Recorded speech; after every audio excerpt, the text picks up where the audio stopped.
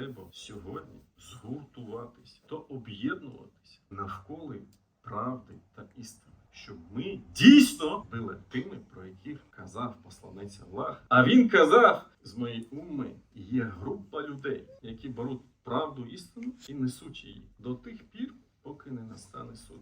Імам Нававі казав, а можливо так, що ця група людей, яка відстоює цю правду, вони різноманітні. І Аллаху алям, це є вірно. І навіть сучасне вчення, Ібн Утаймін, рахімахуллах, каже, що це не обов'язково десь, тому що ця добавка її не підтверджує. Це може бути таїфа.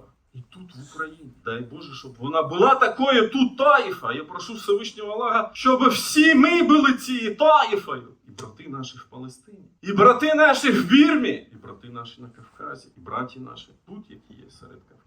На кожному шматочку мусульманських земель.